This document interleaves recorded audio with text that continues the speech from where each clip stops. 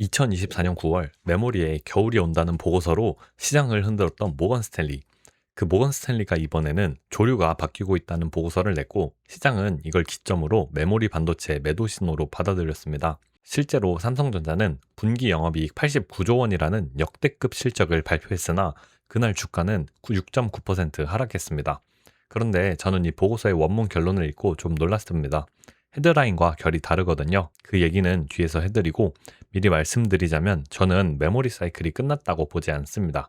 하지만 지금까지처럼 폭풍같이 오르는 구간도 지나 올해 엔비디아와 같은 횡보나 완만한 상승을 바라보고 있습니다. 왜 그렇게 판단하는지 지금부터 데이터로 하나씩 보여드리겠습니다. 먼저 상황 정리부터 하겠습니다.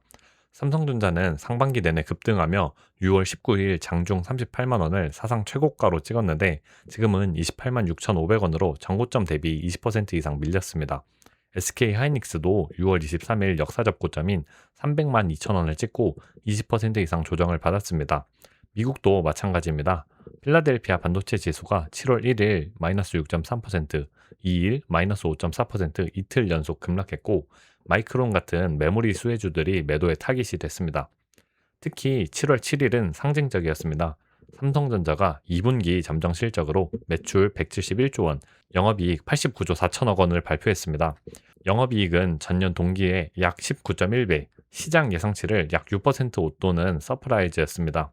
그런데 같은 날 주가는 고점 대비 6.9% 하락했고 코스피는 장중 8% 넘게 밀리며 서킷 브레이커가 발동된 뒤 4.91% 하락으로 마감했습니다. 역대급 성적표를 받아온 날 시장이 뺨을 때린 겁니다.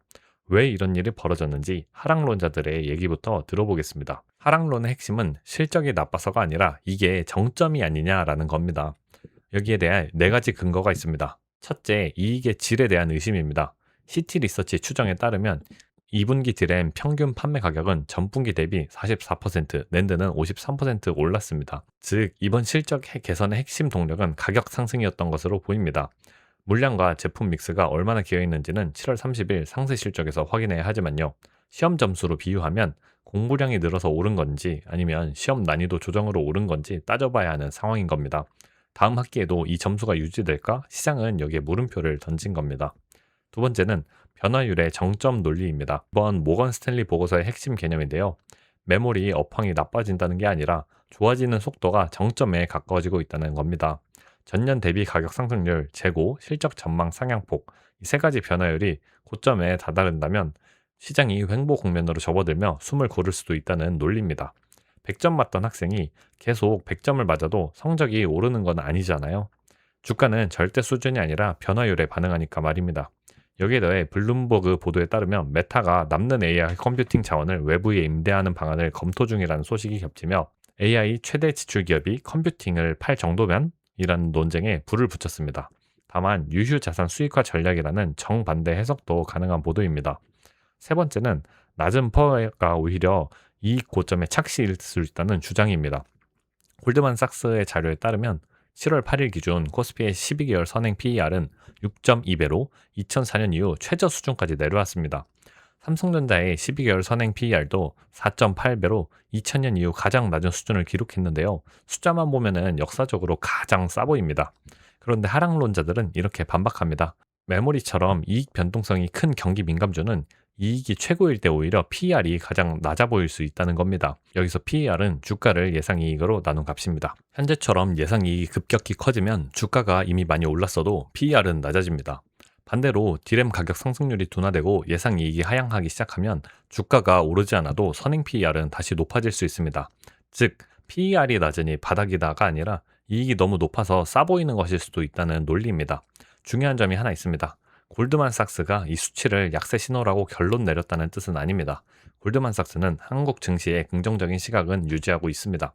같은 밸류에이션 수치를 놓고 하락론자들이 이익 고점의 착시로 해석하는 겁니다. 네 번째는 트라우마입니다. 2024년 모건 스탠리의 겨울 보고서는 당시 디램 가격 모멘텀 악화와 다운사이클 가능성을 경고했고 이후 반도체 증설과 수요 감소로 인해 실제로 업황이 하강하며 시장의 기억에 강하게 남았습니다. 그 기억이 있는 투자자들이 이번 경고에 선제적으로 반응했다고도 얘기할 수 있습니다. 그리고 여기에 더해 단기 급등으로 인한 차익 실현 물량, 레버리지 상품의 변동성, 중동 지정 리스크 등등도 낙폭 확대의 요인으로 거론됐습니다. 그런데 여기서 이상한 점이 하나 있습니다. 주가는 급락하는데 실물 지표는 사상 최고치를 찍고 있다는 겁니다.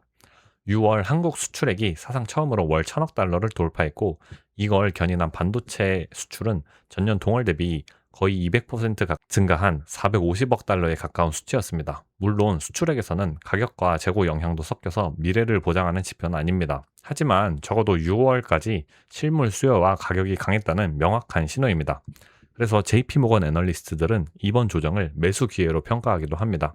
낙관론의 뼈대는 수요가 문제가 아니라 공급이 물리적으로 못 따라간다는 내용입니다. 반도체 현장에 있는 사람으로서 이 부분은 제 관점을 보태서 4가지로 정리하겠습니다. 첫째, 일부 투자은행과 공급업체 경영진은 공급 부족의 장기화를 전망합니다. UBS는 글로벌 D램 공급 부족이 적어도 28년 2분기까지 지속할 거라고 전망했습니다. 그리고 SK하이닉스 광노정 CEO는 2027년이 공급 측면에서 가장 심각한 해가 될 수 있으며 고객 수요가 자사 공급 능력을 2030년 이후에도 웃돌 것으로 전망했습니다. 하락론이 말하는 수요 둔화는 정반대의 전망이 공급자 쪽에서 나오고 있는 겁니다. 둘째, 증설은 결심한다고 바로 되는 게 아닙니다. 이건 제가 현장에서 매일 체감하는 부분인데요. 공장을 짓기로 결정하고 건물을 올리고 장비를 발주해서 반입하고 셋업하고 수요를 잡아서 실제 제품이 고객사에 공급되기까지 대규모 투자를 해도 이 물리적 리드타임을 단기간에 없애기는 어렵습니다. 라면은 물이 끓어야 넣을 수 있는 것처럼요. 실제로 마이크론도 공식 자료에서 추가 클린룸 확보가 필요하고 지역별 건설 리드타임이 길어지고 있다고 설명합니다. 특히 HBM은 적층과 TSV 공정 탓에 마이크론 설명 기준으로는 같은 용량을 만드는데 DDR5 대비 약 3배의 웨이퍼 자원이 들어갑니다. 지금의 공급 부족은 가격이 좋다고 금방 해소되기 어려운 구조라는 거죠. 셋째, 많이들 걱정하시는 중국 변수입니다. 파이낸셜 타임즈 보도에 따르면 애플이 중국 판매용 기기에 6MT 칩을 테스트 중이라고 했죠. 그래서 시장이 많이 놀랐는데요. 6MT의 IPO 투자 설명서를 뜯어보면 그림이 조금 다릅니다. 2025년 매출 구성은 중국 본토 42.79%, 홍콩 54%, 기타 지역 2% 내외였습니다.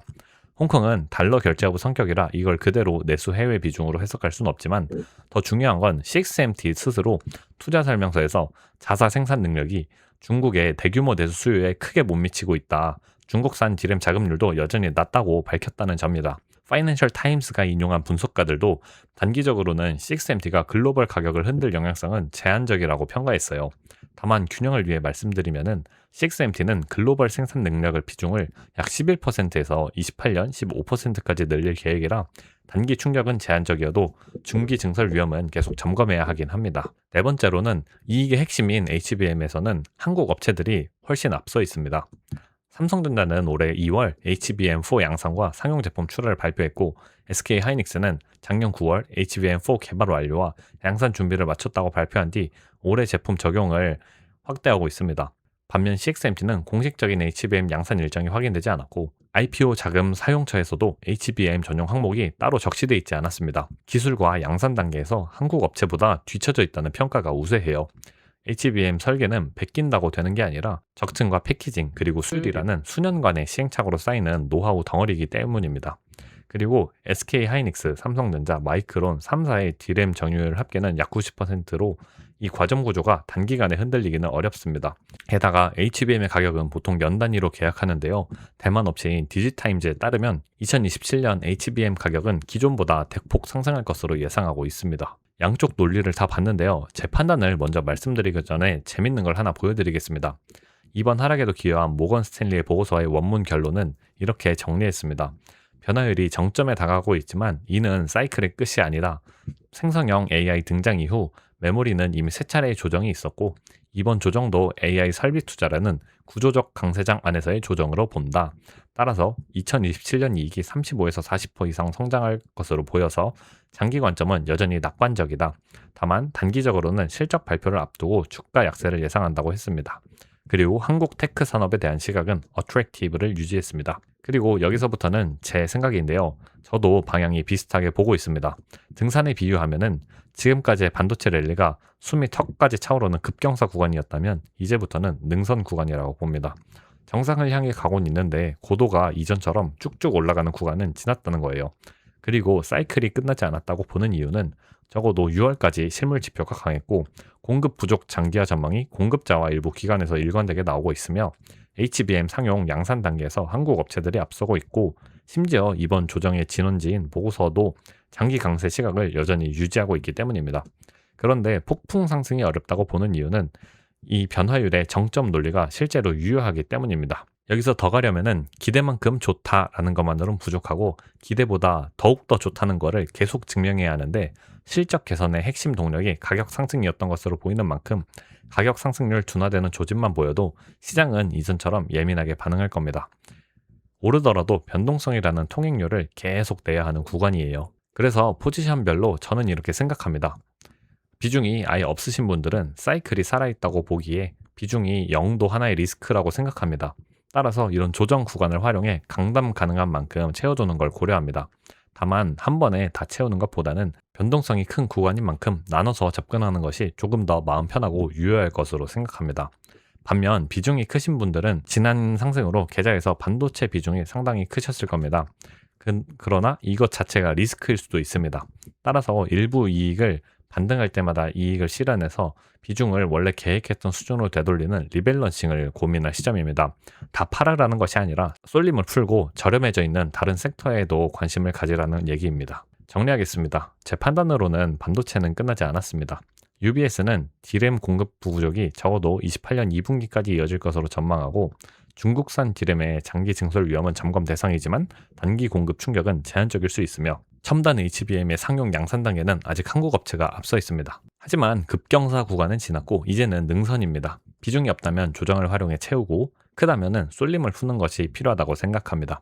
그리고 여기서 궁금하실 겁니다. 그러면 언제 진짜 하락장이 시작되나요? 과거 주요 메모리 하락 국면에서 반복적으로 발생한 신호가 있나요? 그리고 7월 말 8월 초로 예정된 주요 빅테크 실적 발표에서 그 신호가 켜지는지 확인할 수 있습니다. 다음 영상에서는 하락장 진입의 경계 신호와 빅테크 실적 결과에 따른 각 시나리오별 대응법을 정리해 드리겠습니다. 구독해 주시면 놓치지 않고 보실 수 있습니다.